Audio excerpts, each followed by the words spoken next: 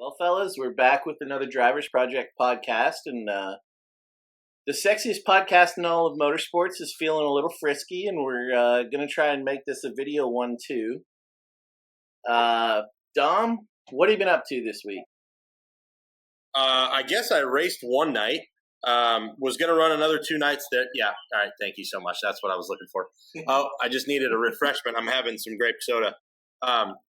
Yeah, I was going to race on Saturday, and then that turned into Sunday, but just the rain was so bad we decided to stay home. My brother came to town, and I've got my other brother from another mother staying with me, so we're having a good time.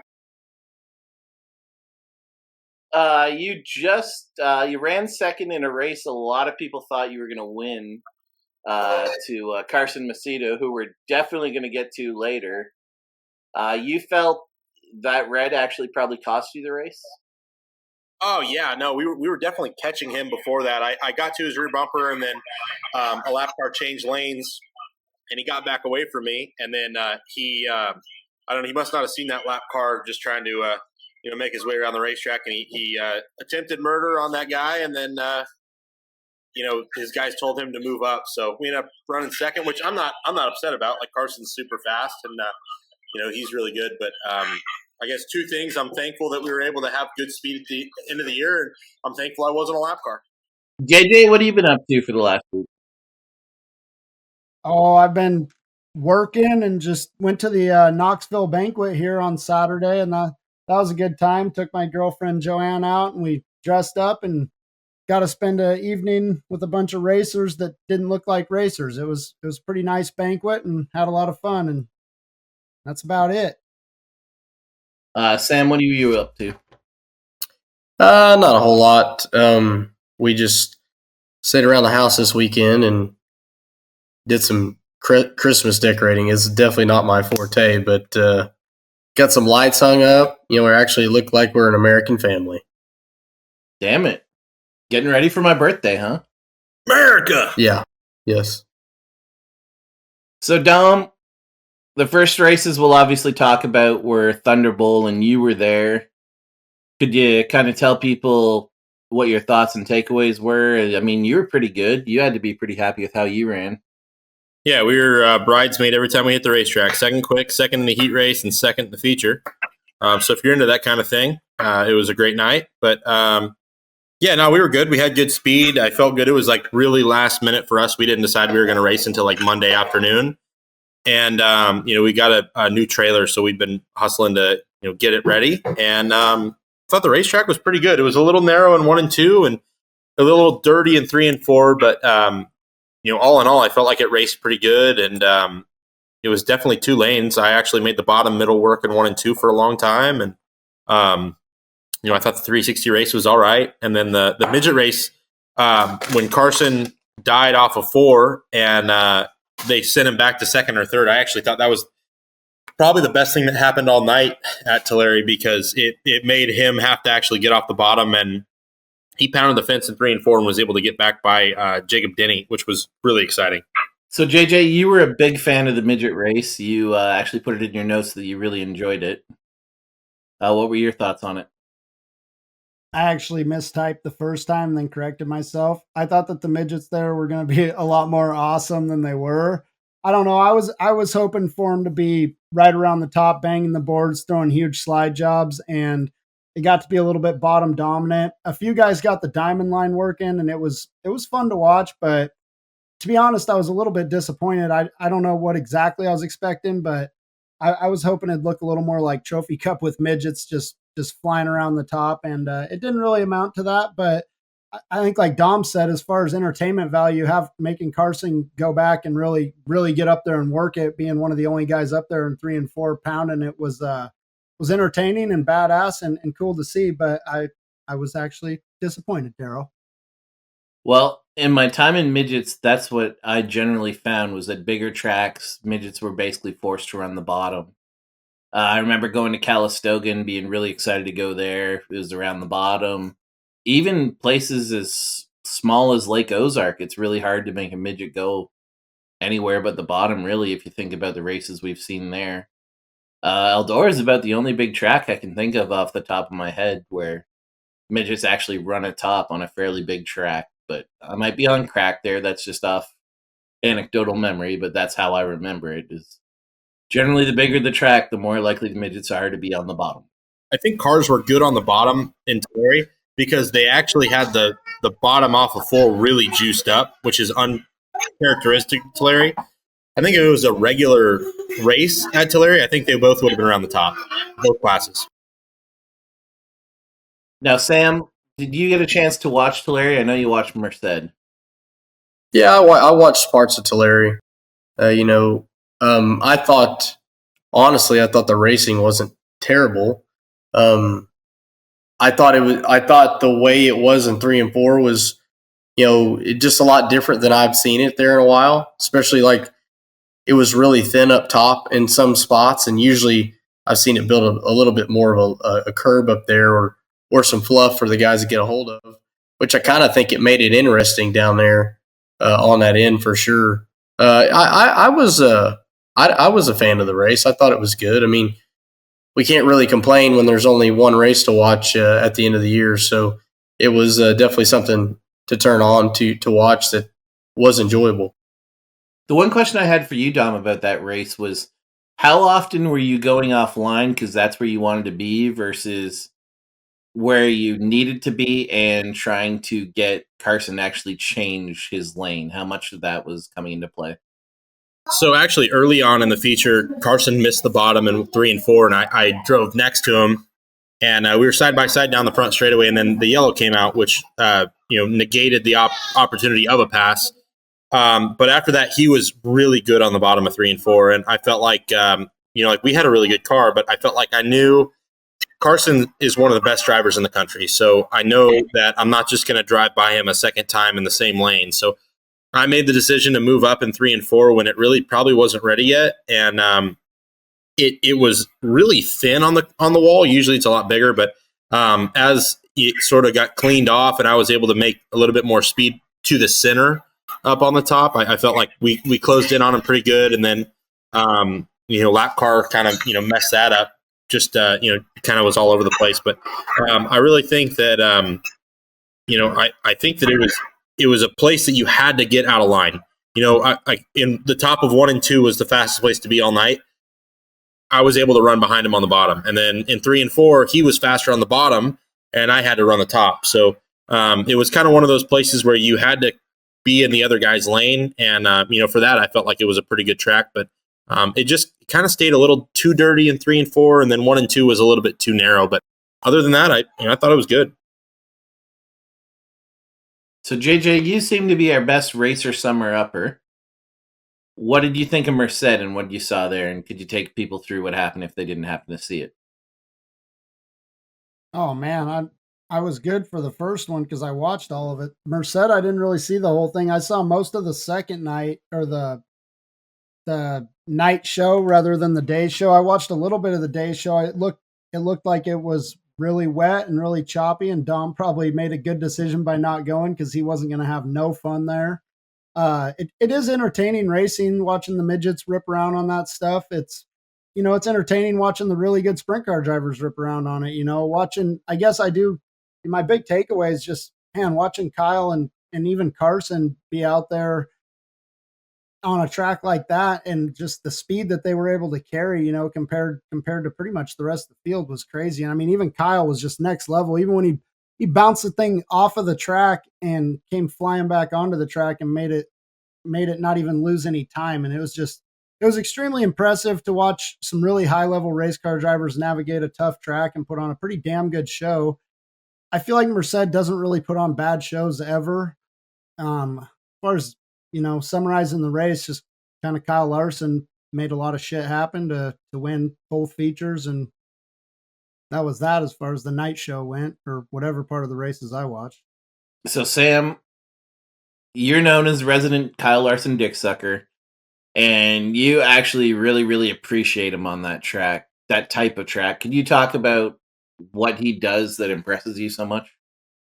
Well, yeah, like usually in a track like that, like, the older you get, the I don't know, the less chances you take on rough racetracks like that because you've been there 100 times and the results. But man, he attacks those type of surfaces like he's still 17, 18 years old.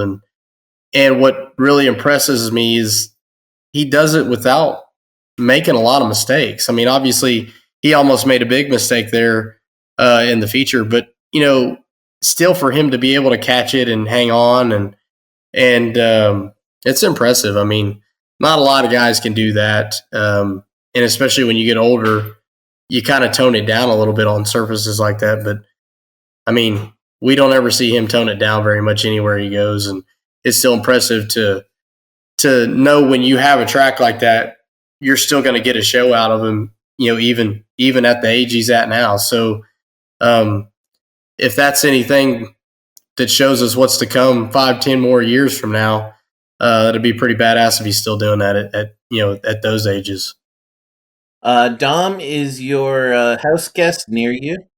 Yeah, he can hear me, but I mean, we were actually just talking. I find it funny that we're praising him. The guy was light at the scales. I mean, so anybody that, can't even abide by the rules, and then you're going to go ahead and ride around and lay up like that.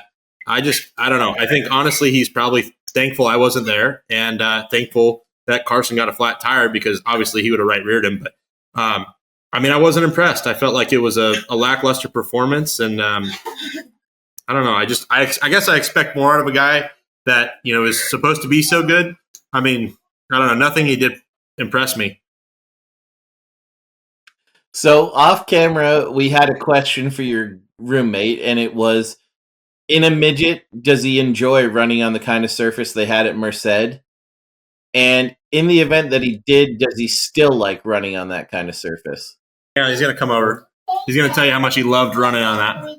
So I didn't like running on that type of surface when I raced full time, let alone, jumping in a midget after. I mean, I ran Chili Bowl this year, but before that, I haven't driven a midget in a long time. So to getting comfortable on a rough, heavy racetrack after, especially, flipping as hard as I did it at Tulare wasn't ideal. It was probably my most accomplishing 15th place finish ever on, last night in the second feature because I passed some guys and finally felt like I was doing something normal in a midget again. But yeah, I didn't like those when I raced full time, and especially don't like those tracks. Coming in as a part time guy, watching Kyle and Carson and Corey and Buddy, those guys that race with me all year, come back and do the things they do in a midget is just pretty impressive, honestly. So now we got to talk about the elephant in the room that we've been pretty much acknowledging the whole time. So it's not really the elephant in the room, and that is Carson Macedo. Tyler thought he was the elephant in the room. No, Tyler went to go look for his dick after he flipped it off at Tulare. Yeah, for real. No, obviously the big thing that happened this week, and I'm going to preface this because I have to preface it. I've always gotten along with Carson. I've always gotten along with his team. If I'm at an outlaw show, I'm probably going to be around their trailer at some point for a decent amount of time talking to Robbie or whoever's there. But that was awful. I think the whole short track community did not really like what happened on the weekend. Sam, what were your thoughts on Carson Macedo this weekend? I mean, it's kind of a lot that we've seen all year out of him, to be honest. This just happened to be back to back to back. So then it really shows up, he's a guy that, he sticks it in there. He just does. He takes a lot of chances. Some would argue that the last half of the year, he was better than gravel. And I wouldn't doubt that. But I think the way he drives and pressing the envelope so much a lot of times has got him in the position to where maybe he can't contend for a World Outlaw Championship if he puts himself in those positions. I think he's definitely fast enough. There's no doubt. He's got the talent. I really thought the maturity would pay off being out there as much as he's been out there and maybe would kind of push him up into that number one spot potentially. But I don't know. Like, it's obviously I don't like it. And I don't think there's a lot of, I guess my problem is there's no acknowledgement of punting these same guys. I think he punted the same guy twice. And I don't know, like there's got to be some type of, I'm not saying you have to bow down and say, man, I'm completely sorry, but there's got to be some type of mention like, hey man, I didn't mean to drive like that, or I don't know. Like, he hasn't impressed me with a lot of the moves he's made this year. I don't, like I say, he's fucking badass race car driver, no doubt about it. Can't take anything away from him. But I mean, I guess the biggest problem is where's the breaking point? Where does this stop? When does it stop? Is it something that he's going to learn from and get better? I mean, he did it 3 times in a row. I mean, I don't know. I don't see anything getting better here. It kind of goes back to, I mean, you got to have respect for your fellow opponents. I mean, to some degree. I mean, I know you're out there racing for you and number one, but I mean, you got to have a little bit of respect for the guys around you and the other people's equipment. He won't always race for the same guys, like you were saying earlier, Daryl, and I don't know, a lot of guys, going to want a guy like that around with a reputation like that. JJ, what were your thoughts on the incidents we saw on the weekend? Yeah, I mean, the one at Tulare was it was poorly timed slide job, I guess. He went in there. He was definitely tracking the lap car down quick, but not as quick as I think he probably anticipated. And the lap cars don't have a whole lot of rights. I've always been a guy that said that, but man, if the guy would have gotten off the gas to avoid contact there, he's going to get eaten up.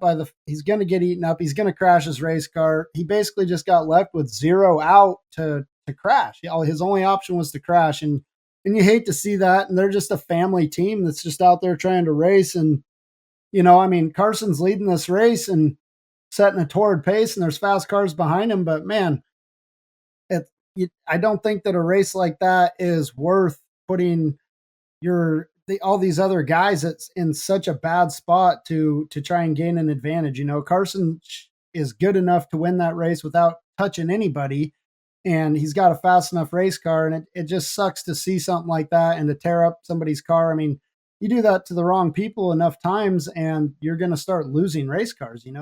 These are just local races with local racers, and not giving a guy an option like that's terrible. And then same deal in the midget race. I mean, obviously when his car died and he got ran over or whatever, that was no fault of his own, and he recovered very nicely. But same deal in the midget race when he got up under that guy and got tight and got into the lapper. It's just, man, he's leading the race. He's got the fastest car. He's in a position to win the race, and just, you don't have to crash these guys to win these races. If he backs off a little bit, he might have to fight a little harder down the road, and goes on to probably still run top 2 or top 3 and most likely win the race and then do it right, and then the most disturbing thing is he just doesn't ever say anything in victory lane. You hate to see it. Like, I would feel terrible for these guys. I mean, maybe that's why I'm not winning double-digit outlaw shows every year, because I'm not cutthroat enough to just absolutely destroy a guy and act like it didn't happen. But you hate to see that. As a competitor, you try to respect everybody equally. I mean, everybody's putting in a lot of work to go out there, and some of these guys with less funds are actually working harder to go out there and try and race against a guy like Carson. And you hate to see it. I really like Carson. I really respect Carson. He's always been good to me. And, it sucks to see. And hopefully moving forward, it's, he's taken a ton of hate, and hopefully he makes, thinks about it a little bit. He's still going to be fast no matter what. It's just, you don't need to be running into the side of guys. Dom, you obviously had a bird's eye view for one of these incidents. What were your thoughts and takeaways from what you saw? Well, first I thought, fuck yeah, we're going to win the race. And then next I thought, how in the fuck could someone hit a lap car that hard and maintain the car being able to roll? Like, if I did that, you'd be picking me out of the rafters. But somehow he was able to do it, which is God bless the guy. But I mean, from my angle, it probably looked equally as bad as it did from Carson's angle.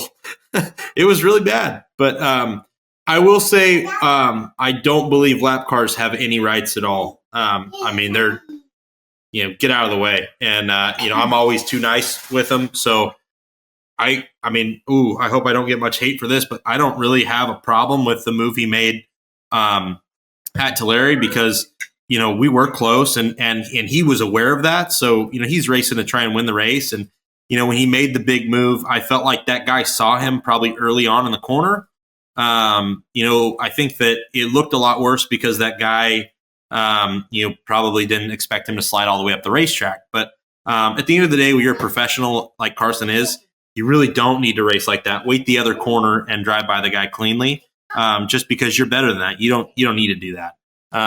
The midget one, I think, was a lot worse, just because he kind of like ran his right front into the guy. But I'm going to give him the benefit of the doubt again. I mean, he was racing to win the race. So, I have a hard time crucifying him like so many people did. But I do think that at this point in his career, it's going to cost him severely. He's going to crash somebody that he probably shouldn't have. And I don't think someone's going to go kick his ass or beat him up. I think it's going to be, he's going to crash somebody he shouldn't have. And then that guy is going to be a pain in the ass lapping him. Or when he has a bad night, they're going to take him out of winning a big race. And it's all going to be at the fault of, I didn't give that extra corner to, try and get by. So at the end of the day, it's terrible. We shouldn't be, condoning that, those moves at all, because quite frankly, he's good enough to not have to do them. But I think at least for the sprint car one, he's running for his life. He's going as hard as he can. And I definitely think that the car on the outside had the opportunity to roll out of the gas early on in the corner and didn't. So I'm not going to hang him for the sprint car one. I do love giving him shit though, because what's he going to do? Beat me up? I mean, who cares? I know where he lives. So at the end of the day, it is what it is.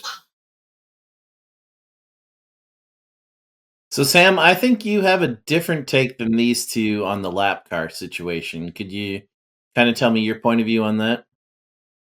Well, I just feel like, if you're lapping a guy and, if he doesn't know you're coming, right? Maybe he doesn't know. I mean, and we're assuming this lap car doesn't know he's coming. I feel like, and I've seen a lot of them this year, where Macedo just bombs across the corner, and like there's no hold back, no man, I hope I clear him. It's just bombs across, and I honestly think he did catch the guy off guard. I mean, that's pure, plain and simple. I mean, the guy wrecked his ass off, and like Dom said, I don't even know how Carson got through it without wrecking himself. I mean, I feel like if you're lapping a guy, you got to show him. You can lean on him a little bit, I don't think he had this bomb across the corner so hard. I think you could have showed him a little bit, and then the lap car will probably let off. If the lap car doesn't let off, I feel like you go ahead and finish him off because you have shown him you're there. And that's where I do agree with everybody that lap cars don't have any rights. I agree with that. But you got to at least show him you're there. I think that's the biggest thing. I mean, and he's raced long enough. He knows that kind of stuff, and he's won a lot of races. So he should be pretty cognizant of knowing that he's got to show him where he's at. So one thing I wanted to touch on about all this, and some of you guys acknowledge this, was the lack of any sign of remorse or an apology. And to be honest, I liked that there wasn't an apology. I liked that there wasn't any showing of remorse, because to be honest, I think he showed you his honest side there. I think he showed you how his mentality as a racer is. He doesn't give a fuck. And I actually don't think Carson's the only guy like that. I think there's several guys that are like that, and fans wouldn't realize that they're actually like that. And I would actually prefer that he responds like that rather than give some fake half-assed apology. But I do think people need to understand that some of the major drivers truly have his mentality of not giving a fuck as long as he won the race. I don't know who wants to respond to that first, or if anyone has any thoughts on what I just said there. You get two agreements over here. I mean, I definitely respect that he won the race. I mean, I definitely respect that he won the race, both races. That's the end of the day. That's the goal, and that's what you show up for with your team, is to win these races. But I think the point is that he's good enough where he's going to win these races either way a lot of the time, and you just don't have to do that. But he definitely got his picture taken, and it's hard to dispute that. I guess my question would be like, yeah, I mean, to me, I think it makes more sense if I would have done it. Because like, does Carson think I'm going to drive by him and leave him?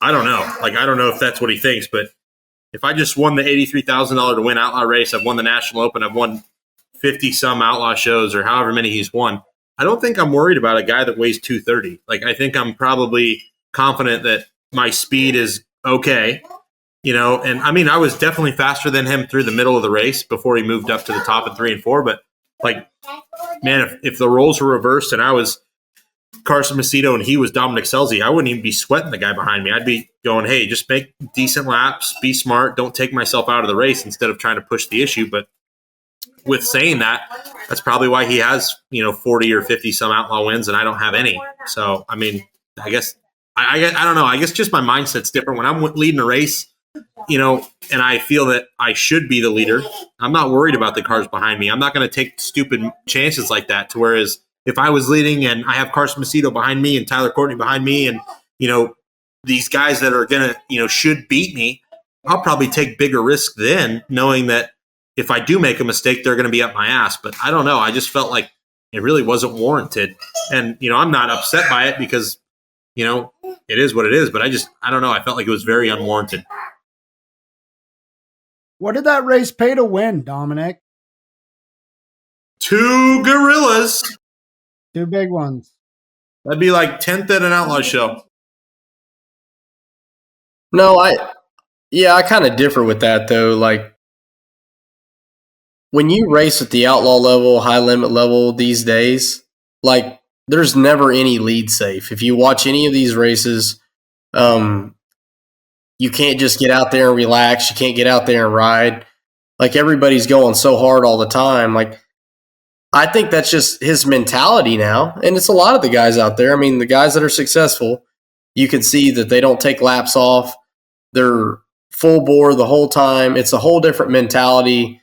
The racing at that level is far beyond any other level I've ever raced at in my entire life. I think that's, what he was doing. Even being in a 360, he probably could even if Dom was faster, he's probably going to win the race anyway because he's been in the position so many times this year to beat another opponent, right?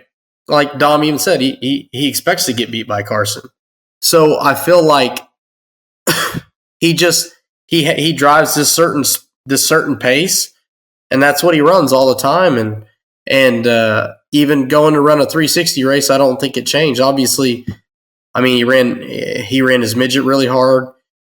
He ran his 360 really hard all weekend long. I mean, I just think he has one pace, and that's it. And I don't think he's going to slow down for a lap car, obviously. So Tyler mentioned something that I thought was funny is, the Kyle Larson effect. And in 2020, when Kyle came back, he had this speed and this demeanor about his driving style that you were going to run second. He was wide open, all out. There was no inches given, the entire season. And I think that a lot of guys had to adopt that because racing has completely changed. And, when you look at guys that are at that top level, I mean, we've talked about this before, the room that's given is a lot less than what it was in years previous. And when you look at, guys like Carson or even guys like Buddy was having a problem this year with gravel because there is no room given and they're racing, for blood. And I think that might have a lot to do with it, but we've just seen the racing, the racing style, evolve into cutthroat way more than it's ever been. And cutthroat means I'm taking the spot and you're going to crash or you're going to lift, and that's what it is. Well, the cars are more equal than ever, and we're racing for more money than ever. So it kind of all, the math adds up, and the people want to see blood. Everybody shows up with like 3 spare top wings. So I got a couple questions still from this. My first, I guess I'll blend them into one. At the start of the year, we saw Buddy having all the trouble with gravel. Another one was Ryan Timms. We mentioned it briefly on the podcast, but a bunch of drivers were having a bunch of run-ins with Ryan Timms. And like at East Bay, there was several run-ins. Sam had a run-in with Ryan at 81 Speedway. Then he had that midget night where he sent 2 guys. And now these guys really have calmed it down in the second half. So I guess my question, I'll start with you, Sam, is what does Carson have to do to rehabilitate his image?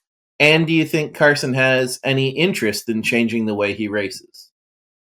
I don't know if he even cares. He might. He's got a lot of negativity, and obviously it's all over social media, so obviously he sees it.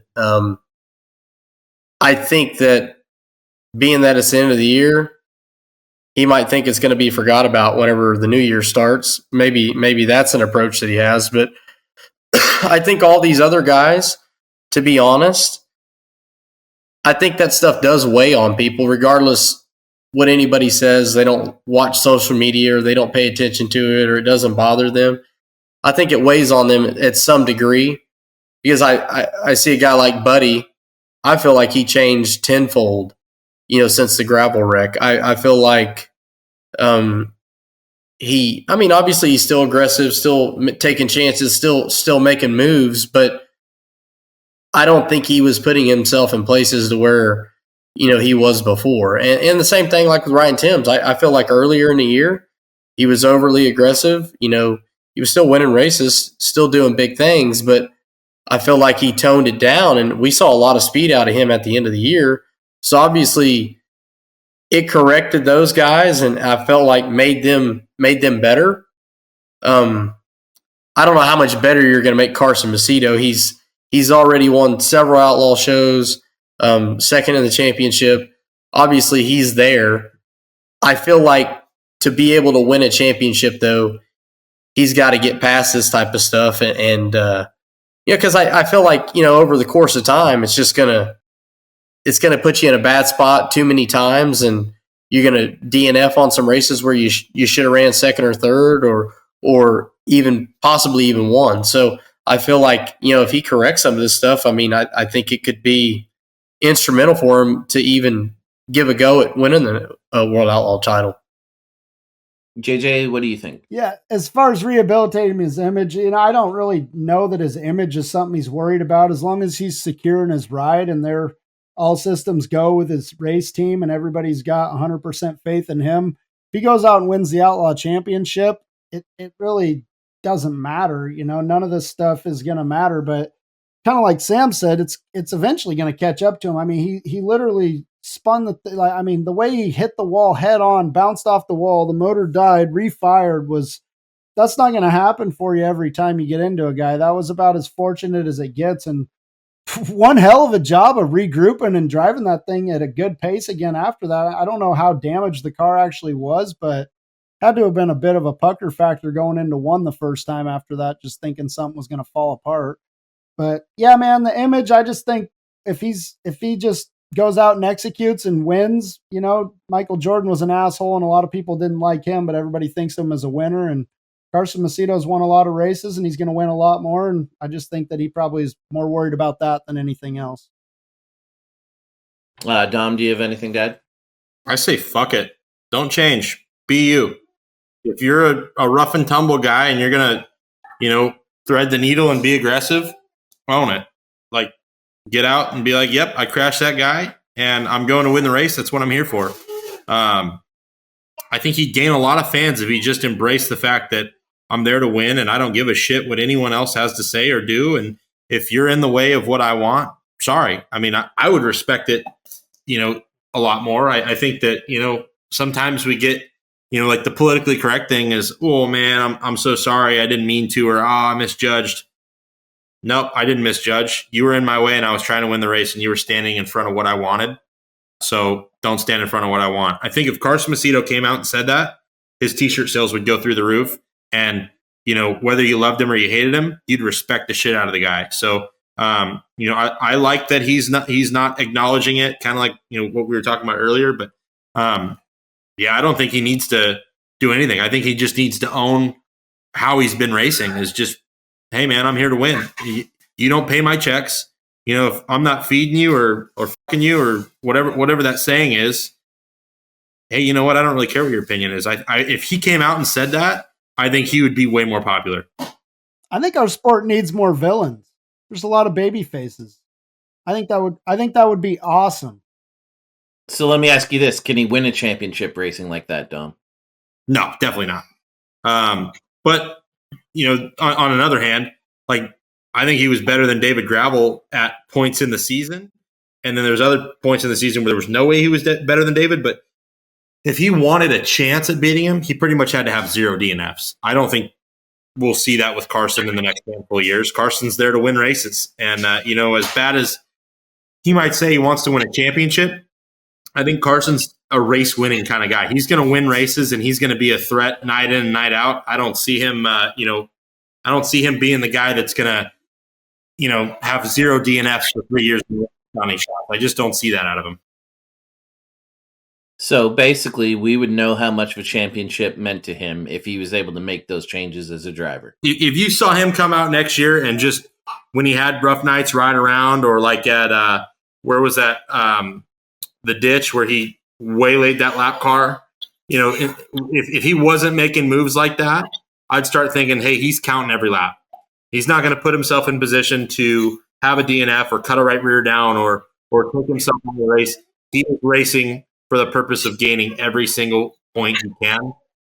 I think if you start seeing him do that, I think he'll actually probably be more successful. We've pounded Carson Macedo enough here. One thing that was announced this week that JJ wanted to touch was that Aaron Reutzel has announced that he's going high limit racing. What are your thoughts on that, JJ?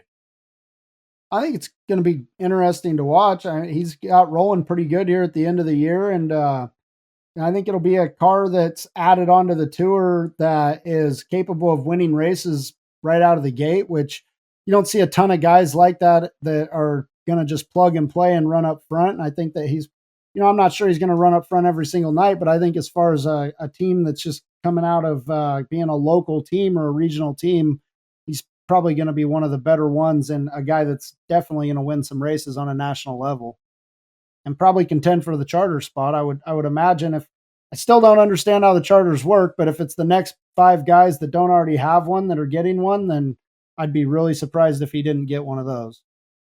So what I've heard is that the charters now are it's a fishing charter, and it's a week trip in Mexico. So, dude, marlin, but you're fishing for marlin, so it's not all bad. Exactly, it's a good time. It's not as much money as everyone anticipated, but it's the best Brad could do right now. So, God bless him for his efforts. And you'll have a lifetime of memories. You'll make friends along the way. So, Sam, you've had some wars with Aaron throughout your years with the ASCS before he moved on to 410s. What kind of points racer is Aaron, and what makes him so tough? I mean, he won the All-Star deal a couple times. I mean, obviously, he's got to be pretty damn good at that. I think he's the best racer out there that's not full-time on a national touring deal. And I think for him, he showed up to too many of these shows, and I mean, he's won Outlaw show, won a high limit show, and he's not racing with these guys full-time. I think you get a guy like him out there that and he starts running full-time. I don't know how good their team's going to be behind him, but I think you get him out there. He's got speed right off the trailer. He's probably one of the best drivers out there, I would say, at doing just about everything behind the wheel. He can be finesse. He can pound the wall. I mean, he can do just about everything. So I feel like a guy like him is pretty dangerous going on the high limit deal. I don't know how he'll fare out points wise, just depending on how well the team's built behind him. I mean, he's also one of those kind of guys that, kind of Carson Macedo-esque that puts himself in a lot of situations too. So, I don't know points-wise, but I think he'll contend for a lot of race wins. I think he's definitely got what it takes to do that. And he's the kind of guy that makes a lot of his own calls too, from what I know. So I think with that, I think if he can use that to his advantage, he can put himself in the mix for sure. Tyler, do you want to answer this question as Dom? Sure. So Dom, earlier you were saying that racing needs more villains, and Aaron Reutzel's certainly the ultimate villain in sprint car racing. What do you think this means for the High Limit Series? I think it adds another guy that can win each night. Aaron, I think especially, showed at the end of the year that I think when they're trending towards that direction to go high limit racing, I think you saw him step his game back up, versus just, running locally at Knoxville, which is no, easy feat in itself to run there and win on a nightly basis. But you saw him go win at Port Royal during one of the hardest weeks of the year, and then be competitive, the rest of the races he ran. So I think you're going to see Aaron probably switch it back on to, the Aaron Reutzel we know, from his, all-star championship days and even the ASCS championship days where he just show up and he's a threat to win, night in and night out. So, but yeah, he's definitely a villain, and he's a guy that nowadays doesn't care what people think of him. He honestly, I think, enjoys the booze. Been in a couple of driver intros with him that he's like, I think I'm going to get the most booze, and you kind of see he almost enjoys it. So, I think you're going to see almost maybe a new but old Aaron Reutzel show up this year on the high limit schedule, and probably not be a surprise to any of us to see him win multiple shows. Thank you, Dom, for answering that, and in no way being Tyler Courtney. Hey, hi, Tyler Courtney here. I just want to add to it. What if instead of being the villain, what if he was the first openly gay sprint car driver? What do you think? I don't think there'd be a lot of sponsorship opportunities. You don't think? I think you right-wing nut bars would hang him at the stake, or burn him at the stake. I don't know. There's a lot of red hats at a sprint car race. I don't see you guys embracing it too well. I personally wouldn't want to sleep with him. I'd rather sleep with Brad Sweet. So, Dom, I think one of the questions on all of our minds are, it looks like Moana is on in the background. Who picked that out? You or Tyler for After the Pod? That was Tyler, for sure. I've never seen it. It's the first time we're having movie night, because actually, what is today? In 2 days, Moana 2 comes out, and we're going as a family. So we're all excited about that. So me and Tyler, we already have it planned. I'm skipping work, and we're going to go see Moana 2. So I got to get him up to speed on Moana 1. And then I was going to do a little impromptu, play for him. I was going to dress up in my Moana gear. So that was after our second bottle of wine tonight. So yeah, it'll be good. Okay, perfect. So, Sam, something that got announced this past week was a pretty big deal. Someone who's had a long relationship with you, and that was Wade Heisman from Kaiser Wheels, announcing a $100,000 bonus for anyone who can win the Knoxville Nationals on his wheels. Now, I know Dom actually has a pretty strong connection with Sanders Wheels, so in no way are we going to let Dom talk about this at all. Sam, take it away. What are your thoughts on it? Well, when I first saw it, I text Wade and I go, so how many guys you think are going to buy your wheels just for nationals? And he simply wrote back, none. I go, man, you really think that? Like, I would assume, 10 or 15 guys that feel like they got a shot. I mean, that's a third of the payout. So you would think, yeah, we'll fucking strap some fucking Kaisers on for the big show, right? And I don't know if guys would do that or not, but either way, it's a great advertisement for Wade. It shows that he's really passionate about sprint car racing. It's what him and his dad wanted to do from day one when they started the wheel company. And I feel like as far as he's brought the company to be able to do what he's doing there, just shows how passionate he is about it. And I think it's badass. I mean, even if nobody wins the 100,000, to have the balls to put that money up, and not a lot of other guys doing that. Definitely hats off to him for that. JJ, you were at the banquet where it was announced. What are your thoughts on it, and what was the general reception at the banquet? Yeah, it's pretty well received. I mean, nobody was disappointed about it. I think it's an awesome deal for Wade to do, and I don't see any real downside to it. You're only going to get more publicity if a guy actually does win it, and if he doesn't win it, it's going to get talked about every single year, no matter what. So, just seems like a really good deal, and definitely would make it. Seems I would be amazed if nobody did it. If you were one of those teams that was a top 10 or 20 team that had a chance to actually win the Nationals, and you could add $100,000 to that by just changing your wheels, I think it'd be kind of smart money to get invest in that. But who knows? Some of those guys don't ever want to change their programs, or they're loyal to what they've got. And honestly, most of those elite teams that are in